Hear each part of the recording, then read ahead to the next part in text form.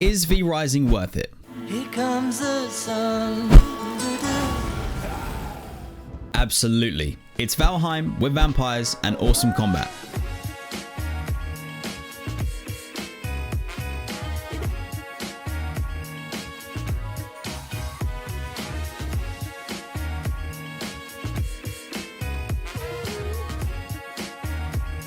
So what is vrising?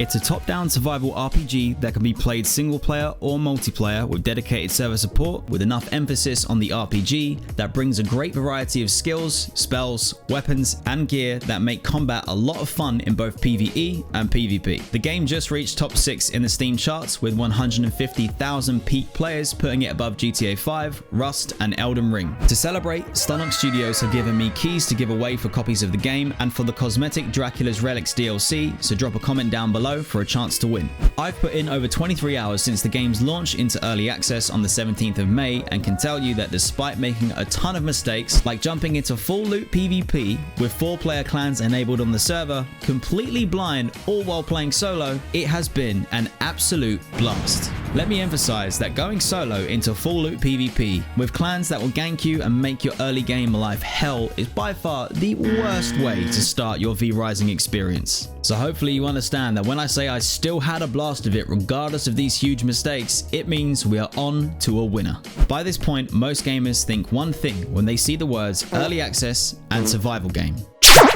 vrising manages to set itself apart from the trash in several ways that I've noticed so far. The first thing is the level of polish the game has. The store might say early access, but the game is certainly in the late beta standards of polish we typically see from modern game releases. If you've been keeping an eye on the game, I'm sure you've seen several people mention this, and it really is true. This level of polish puts some AAA developers to shame. As someone who typically steers clear of early access survival games due to the steep learning curves or how much the game expects you to tab out and Google stuff, I have to say the new player experience really strikes a great balance between holding new players' hands whilst also incentivizing exploration, not just in the world but within the UI and the systems to discover how the game works and what you need to do next to progress. Everything is pretty much taken care of via the main quests at the top left, which isn't yet perfect and can still use a few improvements, but for the most part you follow the quests and you're going to discover, learn and improve as you progress them. The dev team are also hot on the case with reported bugs and squashing them incredibly fast. Sometimes there are multiple server-side bug fixes throughout the day that take a brief moment to apply and restart. And in my opinion, another thing the game has going for itself is a very low buy-in cost, which is set to raise once the game is fully released out of early access, so bear this in mind, but it's currently £15 or $20 or euros, with DLC available that has some people confused. The DLC is purely cosmetic skin packs for your armor and castle, so it's nowhere near as bad or as malicious as you might initially think. The first time I booted up vrising, within 5 minutes I felt like the controls were a little bit wobbly for me. I'm used to a top-down view from Diablo, Path of Exile and Lost Ark, but those games are point-and-click movement, whereas vrising uses WASD for movement and your mouse for changing the direction you face, aim skill shots and attack. After another 10 minutes with the combat tutorial, I was quickly getting used to the controls, and after a couple of hours I had fallen in love with the combat. Movement is tight, abilities plentiful, stringing together combos adds another layer of impact and strategy, and the themes are all in line with the vampire fantasy setting. Considering the game is labeled as early access, I have to say it feels like it's almost complete. There is a lot of content to dive into, and once you've gotten used to the gameplay loop, I can see a huge amount of replayability both solo and with friends in PvE and PvP scenarios thanks to the server options available.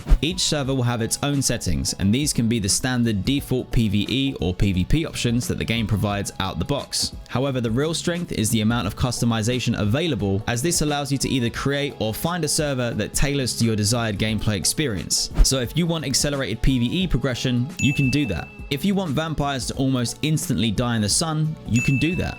If you want the nighttime cycle to last twice as long as the daytime, no problem. You want PvP but with no base rating, you can do that too. I think as time goes on, the server customization is where the game will truly shine as players create whole new game modes to keep things spicy. Now unfortunately, the game client optimization is where the early access label starts to shine through. If I tab out of the game and tab back in, there'll be a minute or two of FPS drop and lag as the game struggles to get back up to speed. There are many reports of the game also slowing down and lagging after being open for a couple of hours, which at the moment is only resolved by restarting the game client. The devs are aware of this and are working on a fix ASAP. The systems and crafting in the game are also not as complex or as hardcore as other survival games. If you're looking for insane depth, vrising isn't going to provide that in its current state. For the most part, it's quick to learn and easy to master, which for me personally is not a con, but for some survival game fans it will be. Something else to bear in mind is that at the moment, you are unable to fire up your own private solo game without an internet connection available. The devs are working on implementing a solution to allow offline play as soon as they can.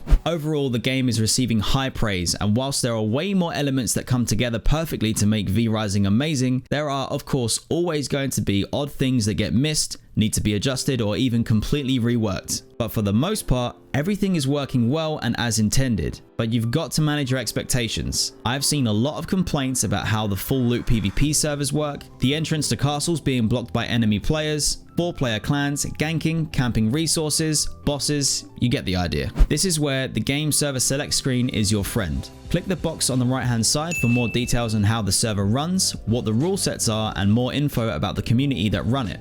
You'll be able to find exactly what you're looking for, you just need to look. As an example, after I jumped in blind to the full loot PvP solo on a 4-player clan server and realized the pain and suffering I'd signed up for, I headed to the server select, found a semi-full loot PvP server that focused on solo clan play and had castle raiding turned off. These server settings are perfect for what I can do in the game when I have time to play. I can hop in, PvP and progress whenever I can. If I die, I keep my gear progression, but I lose the materials I had on me. I can then log off knowing that I won't lose my castle whilst I'm asleep or at work. Remember, the game is in early access, so bear this in mind when making a purchase and drop a comment down below for your chance to win a key.